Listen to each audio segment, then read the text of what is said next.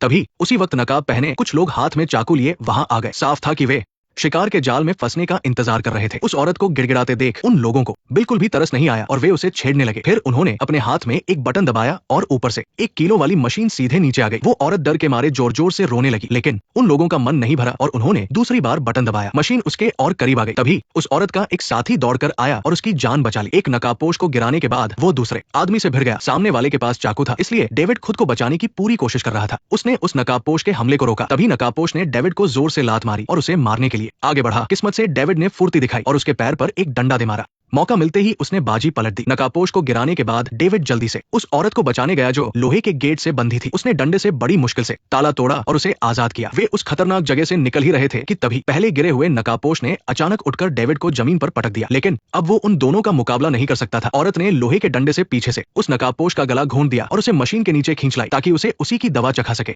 David के button दबाते ही उस नकाबपोश का काम तमाम हो गया। किसी तरह जान बचाने के बाद भी वे दोनों बिल्कुल भी खुश नहीं थे, क्योंकि आज के दिन सरकार ने कत्लेआम की छूट दी हुई थी। लोग बिना किसी सजा के डर के किसी को भी मार सकते थे। दरअसल बढ़ती आबादी और बेरोजगारी की वजह से सरकार ने एक नया कानून बनाया था। हर साल एक खास दिन को कत्लेआम का दिन घोषित किया गया ताकि देश की आबादी को कम किया जा सके। इसलिए इस दिन से एक दिन पहले सब लोग अपना काम छोड़कर जल्दी से अपने घर लौट आते थे, क्योंकि बाहर रहने का मतलब था मौत। जैसे ही रात होती है, बहुत सारे मुजरिम सड़कों पर उतर आते हैं। वे समाज को साफ करने के नाम पर शहर में लोगों को मारना शुरू कर देते हैं, इसलिए इन्हें सफाया करने वाले कहा जाता है। ये सब शुरू होने से पहले सरकार टीवी पर ऐलान करके लोगों को सुरक्षित रहने की चेतावनी देती है, क्योंकि इस दौरान पुलिस, फायर ब्रिगेड और एम्बुलेंस जैसी सभी सेवाएं बंद कर दी जाती है। जब तक ये दिन खत्म नहीं होता, अमीर लोग अपने घरों में सुरक्षा सिस्टम लगवा लेते हैं, जिससे उनका घर किसी किले जैसा मजबूत हो जाता है। वही गरीब लोग सिर्फ अपने दरवाजे बंद करके प्रार्थना कर सकते हैं। एक सायरन बजने के साथ ही इस खतरनाक रात की शुरुआत हो गई। लीसा सायरन सुनकर बहुत घबरा गई थी, क्योंकि दिन में उसके एक साथी ने मजाक में कहा था कि वो उसे मार देगा। आम दिनों में वो इस बात पर ध्यान नहीं देती, लेकिन आज का दिन अलग था और शायद वो सच कह रहा था। जब वो और उसकी बेटी डरे हुए थे और चुपचाप प्रार्थना कर रहे थे, तभी किसी ने गोली मारकर उनके घर का दरवाजा तोड़ दिया। पर वो लीसा का साथी नहीं था, बल्कि नीचे रहने वाला उसका पड़ोसी था। उसकी लीसा पर काफी समय से बुरी नजर थी। आज ऐसा मौका पाकर वो खुद को रोक नहीं सका। उसने उन दोनों मां बेटी को एक कोने में धकेल दिया। वो लीसा के साथ जबरदस्ती करने की कोशिश कर रहा था। तभी बाहर से कुछ आवाजें आने लगी। ये सुनकर पड़ोसी को बहुत गुस्सा आया कि उसके मजे में कौन कबाब में हड्डी बन रहा है। वो अपनी बंदूक लेकर बाहर वालों से भिड़ने के लिए तैयार हो गया। उसे नहीं पता था कि कुछ और लोग भी वहां घुस आए हैं। लीसा ने समझदारी दिखाई और अपनी बेटी को लेकर जल्दी से एक अलमारी में छिप गई। दरार से उसने देखा कि हथियारों से लैस सफाया करने वाले आ गए हैं। वे दोनों इतना डर गई कि उन्होंने अपने मुंह पर हाथ रख लिया, लेकिन इसके बावजूद भी वे पकड़ी गई। हालांकि उन लोगों ने गोली नहीं चलाई, बल्कि जैसे उन्हें कोई आदेश मिला हो। वे उन दोनों को बाहर ले गए। उसी समय एक आदमी बिल्कुल अलग ही रास्ते पर अपनी कार चला रहा था। वो न तो बाकी लोगों की तरह घर में छिपा था और नहीं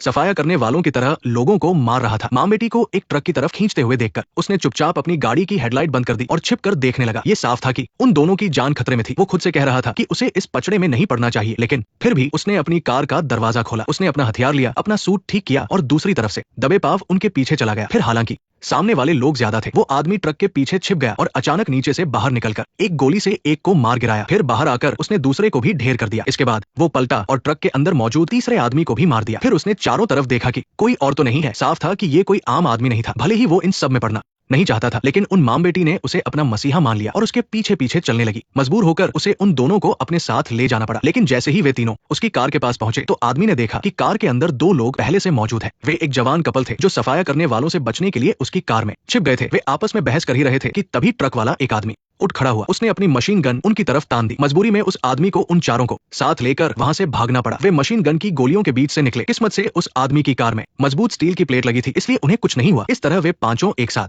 वहां से भाग निकले। लेकिन उस मशीन गन की गोलियां इतनी तेज थी कि कार कुछ ही दूर चलने के बाद खराब हो गई। मजबूर होकर उन्हें अपनी कार वही छोड़नी पड़ी। उस आदमी ने अपना बैग उठाया और अकेले ही वहां से जाने लगा, क्योंकि वो चारों किसी भी काम के नहीं थे और सिर्फ उसके लिए मुसीबत बनते। उसे जाता देख उन चारों ने उसे रोकने की बहुत मिन्नतें की। उन्हें डर था कि उसके बिना वे आज रात जिंदा नहीं बचेंगे। तभी लीसा ने उस आदमी से कहा कि वह एक गाड़ी का जुगाड़ कर सकती है। उसकी दोस्त पास में ही रहती है और उसके पास एक कार है। ये बात सुनकर उस आदमी ने अपना फैसला बदल दिया, क्योंकि पैदल चलने में काफी वक्त लग जाता। पर उस आदमी को बिल्कुल अंदाजा नहीं था कि लीसा उससे झूठ बोल रही है। उसकी दोस्त तो वहां रहती थी, लेकिन उसके पास कोई कार नहीं थी। उस आदमी को यकीन दिलाने के लिए लीसा ने अपनी दोस्त को फोन करने का नाटक भी किया। फोन रखने के बाद उसने कहा कि उसकी दोस्त अपनी कार देने को तैयार है। उसके इस धोखे में आकर वो आदमी उन चारों को साथ ले जाने के लिए मान गया। लेकिन अब सड़कें बहुत खतरनाक हो चुकी थी। गोलियां कहीं से भी आ सकती थी। वे सभी दीवार से सटकर चल रहे थे ताकि खुद को बचा सके। लीसा की दोस्त का घर बस थोड़ी ही दूर पर था। अगर वे सब उस आदमी की बात मानते तो उन्हें कुछ नहीं होता। लेकिन उनके ग्रुप का एक लड़का अपनी मर्जी से चलने लगा और गलती से उसने एक जाल पर पैर रख दिया। एक लोहे की रस्सी ने उसे खींच लिया। तभी पास के एक घर से अचानक से गोली चली, जो बस उन्हें लगते लगते बची। इससे भी बुरी बात यह थी कि एक बड़ी भीड़ तेजी से उनकी तरफ ही आ रही थी।